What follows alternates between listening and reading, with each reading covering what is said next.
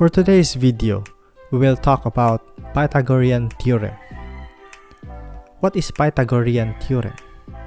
Pythagorean Theorem named in honor of the ancient Greek mathematician Pythagoras. Always remember, Pythagorean can only be used in a right triangle figure. A triangle having one interior angle, a right angle or equal to 90-degree angle. Given the sides, the opposite, adjacent, and the hypotenuse side. Always remember that the hypotenuse is always the longest length of the three sides. From the formula created by Pythagoras, square root of hypotenuse is equal to square root of opposite side plus square root of adjacent side. The most basic formula in plane trigonometry that practitioner of mathematics must not forget.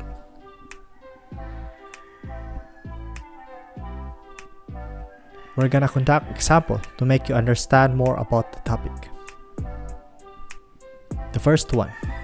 The hypotenuse of a right triangle is 25 cm and one leg is 7 cm.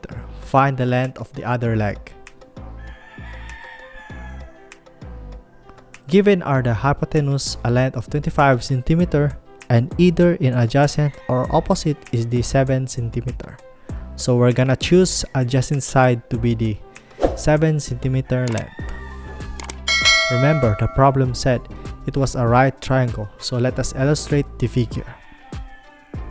And put the given numbers in their places. Hypotenuse is 25 cm and adjacent is 7 cm. In the problem, the question was find the other leg. Since hypotenuse was given and also for adjacent, therefore the other leg was the opposite side. From square root of hypotenuse is equal to square root of opposite side plus square root of adjacent side, we can solve the problem using this formula. Direct substitute the given. Square root of 25 is equal to square root of opposite side plus square root of 7 cm. Isolate the opposite by subtracting both sides by square root of 7 cm. So we have square root of opposite side is equal to square root of 25 minus square root of 7. Then square root both sides of the equation. Now we solve this using calculator.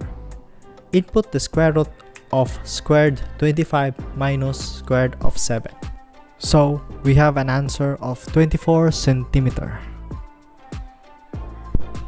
And here is our true form of triangle.